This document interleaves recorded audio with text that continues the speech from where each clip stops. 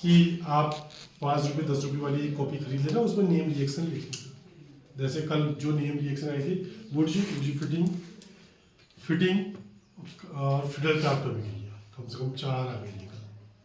ठीक है, अभी फिर बता रहा हूँ, वुड जी में है एल्किल हैलाइड रिएक्शन कर रहा है, फिटिंग में एरिल हैलाइड रिएक्शन कर रहा है, वुड जी फिटिंग में एल्किल प्लस एरिल रिएक्शन कर रहा है। याद रहेगा, कल फिर पूछूंगा, पूछते रहूंगा रोज रोज, इस बात का ध्यान रखना। अब अभी तक हम पढ़ रहे थे हेलो एल्केन के रिएक्शन, हेलो एल्केन की, अब इसके साथ लगा हुआ हेलो एरीन है। अब आप आज बात करेंगे रिएक्शन ऑफ हेलो एरीन।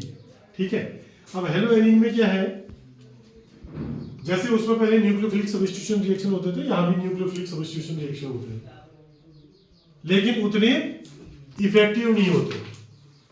जैसे वहां SN1 SN2 और ये सब मैकेनिज्म पढ़ रहे थे, ये उतना इफेक्टिव नहीं होते, इतना रिएक्टिव नहीं होते इसके न्यूक्लियोफिलिक सब्स्टिट्यूशन रिएक्शन। उसके कुछ कारण है, क्या कारण है? सबसे पहले आपका यहाँ से शुरू होता है।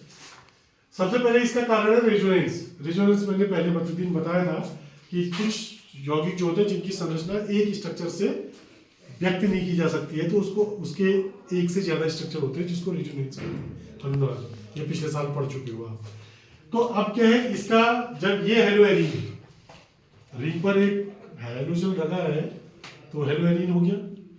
अब इस हेलोजन का रेजोनेटिंग स्ट्रक्चर क्या बनता है, ये यहां पर बॉन्ड आ जाएगा तो ये डबल बॉन्ड हो जाएगा, ये इलेक्ट्रॉन, और जैसे ही यहां पर आएगा कार्बन की संयुक्ता पूर्ण करने के लिए ये बॉन्ड बाहर निकल जाएगा। ठीक है, ये डबल बॉन्ड, ये बॉन्ड यहां आया, अब इसको बैलेंस करने के लिए ये यहां पर का बॉन्ड कहां निकल गया, बाहर। जैसे बाहर आया तो ये क्या हो गया, माइनस, यानी कि यहां पर कोई नई चीज जुड़ सकती है। ये ऑर्थो पोजीशन है उसकी। ठीक, अब क्या होता है, अगला स्ट्रक्चर कैसा बनता है, ये अगर यहां चले जाए तो ये बाहर आ जाएगा, ये यहां चले जाएगा तो कार्बन का बैलेंस करने के लिए ये कहां आ गया, बाहर। ये इसकी पैरा पोजीशन है। कैसी पोजीशन है, अभी जब पढ़ेंगे तो ऑर्थो मेटा पैरा ये सब चीजें आएंगी, पिछले साल भी कहीं कहीं सुनी है तुमने। ये पैरा पोजीशन है, और ये यहां जाएगा तो ये बाहर निकल जाएगा, ये भी फिर ऑर्थो ही पोजीशन है सेम। फिर इसके बाद ये यहां जाएगा तो वैसा बन जाएगा। तो ये रेजोनेटिंग स्ट्रक्चर जो इसके बनते हैं, इन रेजोनेटिंग स्ट्रक्चर के कारण क्या होता है, जो इसका हेलोजन है, रिंग और हेलोजन के बीच में क्या बन जाता है, डबल बॉन्ड, जिस बॉन्ड को तोड़ना हमारे लिए कठिन होता है। कठिन होता है तो इसलिए इसकी न्यूक्लियोफिलिक सब्स्टिट्यूशन रिएक्शन उतनी फेवरेबल नहीं होते हैं। एक पहला कारण, समझ गए हो। दूसरा कारण ये है, इसको बनाने का प्रैक्टिस करना बहुत बार, कल इसके आगे कहानी बढ़ेगी, आपने किताब देख लिया होगा, तुम्हें तमाम फूल फूल नजर आ रहे होंगे। वो ये है, ये ऐसा क्यों हो रहा है ये समझ गए हो, ये मैंने एरो से भी समझा रखा है आपको। दूसरा कारण है इसका CX बॉन्ड में हाइब्रिडाइजेशन। जो एरोमेटिक रिंग का CX बॉन्ड है, ये एरोमेटिक रिंग के साथ जहां पर जुड़ा हुआ CX है, हेलोजन है, उसके हाइब्रिडाइजेशन में और एल्किल हैलाइड के हाइब्रिडाइजेशन में अंतर है। क्या अंतर है, मैंने तुमको पहले दिन बताया था, यदि क्या कहा था, सिंगल बॉन्ड होगा तो sp3 हाइब्रिडाइजेशन होता है बताया था, डबल बॉन्ड होता है तो sp2 बताया था, और सिंगल बॉन्ड होता है तो नहीं, ट्रिपल बॉन्ड होता है तो sp हाइब्रिडेशन होता है, बताया था। याद है नहीं, मुझे याद करना है, मैंने पढ़ा है।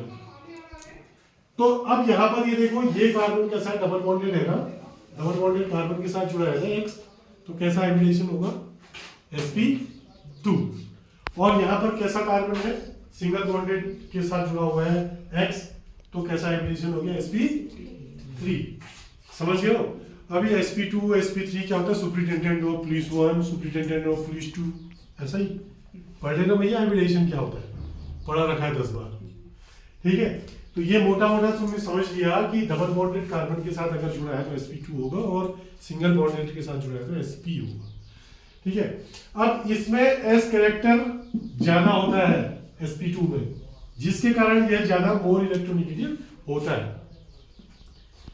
ठीक है, इस कारण से भी नहीं होता है न्यूक्लियोफिलिक सब्स्टिट्यूशन रिएक्शन उतना फेवरेबल। तो ठीक, यहाँ पर sp3 क्या हुआ है करेक्टर, जैसे sp2 में कितने कक्षक हो गए, 3 हो गए, तो 3 में s कितने हो गए भैया, 33%। 3 में s कितना हो गया, 3 में एक s था, 2 p थे, तो ये 100% है, तो s करेक्टर कितना हो गया, 33% लगभग। ठीक है, sp3 में अब 4 हो गए, तो s कितना हो गया, 25%, तो इसमें s करेक्टर ज्यादा होता है, ये मोर इलेक्ट्रोनिगेटिव होता है, इसलिए ऐसा हो रहा है, ये हो रहा है, वो हो रहा है। आपकी किताब में दे रखा है, समझ गए हो कि s करेक्टर कैसे निकालते हैं, क्या निकालते हैं, ये तुमको बता दिया मैंने मोटा मोटा, ज्यादा गंभीरता से नहीं समझना है इसको। ठीक, अब दूसरा क्या है, CC बॉन्ड लेंथ, जो इसमें कार्बन कार्बन की बॉन्ड लेंथ होती है, इसमें 169 पिकोमीटर होती है और इसमें 177 पिकोमीटर होती है। बोले हमें तो पता नहीं है, ये मैंने याद करनी चाहिए, मैंने याद कर रखी है। ठीक है, तो छोटे बंध को तोड़ना कठिन होता है भैया बड़े बंध को तोड़ने की अपेक्षा, इसलिए हम बंध ही नहीं तोड़ पा रहे, तो रिएक्शन कैसे होगा। मैंने बताया था रिएक्शन क्या होता है, बॉन्ड मेकिंग और बॉन्ड ब्रेकिंग बताया था ना, तो एक कारण ये भी होता है। दूसरा, फिनाइल धराइन पर अस्थायित्व, तो इसका खुद का बनाया हुआ धराइन जो होता है, फिनाइल रिंग के कारण जो खुद का बनाया हुआ धराइन होता है, वो अनस्टेबल होता है, अनस्टेबल के कारण भी वो रिएक्शन नहीं कर पाता है। ठीक हो गया, ये हो। उसके बाद आपकी किताब में जो दे रखे हैं कुछ न्यूक्लियोफिलिक सब्स्टिट्यूशन रिएक्शन दे रखे हैं, जो होते हैं उतने फेवरेबल नहीं होते हैं, लेकिन होते तो वही है। ये सब कारण दे रखे हैं आपको, ठीक है, आप देख लेना, ये जो मैंने बताया ये सब चीजें यहाँ दे रखी हैं। अब क्या है, OH समूह द्वारा प्रतिस्थापन आपको दे रखा है, जैसे Cl को कौन प्रतिस्थापित कर रहा है, OH एक न्यूक्लियोफाइल है, ठीक है, NaOH की उपस्थिति में ये प्रतिस्थापन कर रहा है, तो ये क्या बन गया, फिनोल OH। वहां पर आएगा, वहां पर ऐसा नहीं आएगा, वहां पर आएगा कैसे बनाओगे क्लोरोबेंजीन से फिनोल, तो कैसे बनाओगे क्लोरोबेंजीन से फिनोल, NaOH के साथ ट्रीट करेंगे तो बन जाएगा। ये मत सोचना कि प्रतिस्थापन अभिक्रिया दिखाओ, वहां पर कैसे भी आ सकता है, ठीक है, तो OH उसकी जगह आ गया, तो ये फिनोल। अब इसके बाद इसके ऑर्थो पर, इसके बाद आगे को है, फिर कल मैं बताऊंगा कि इसके ऑर्थो पर कोई प्रोडक्ट आ जाए, इलेक्ट्रॉन विड्रॉइंग ग्रुप आ जाए, जो इलेक्ट्रॉन खींच ले, विड्रॉल कर सके, तो क्या कंडीशन होगी। पैरा पर आ जाएगा तो क्या कंडीशन होगी, ये रिएक्शन दे रखी, ये आप कर लेना, ठीक है, सीधे उन पर कुछ नहीं, उसके ऑर्थो और पैरा पर OH आ जाएगा, बाकी क्या कहानी हो रही वो है। इसका मैकेनिज्म ये क्या होगा, ये मैं कह रहा हूं कि ये कल मैं बताऊंगा, और मैंने इसके लिए कल से भी कह रहा हूं कि ये जरा घर में बना लियो, अब तुम्हारा ये बनना सरल हो जाएगा, क्योंकि ये बनना मैंने सिखा दिया यहाँ से, ठीक है, इसको उतार लो, आज के लिए इतना ही है, बाकी कल।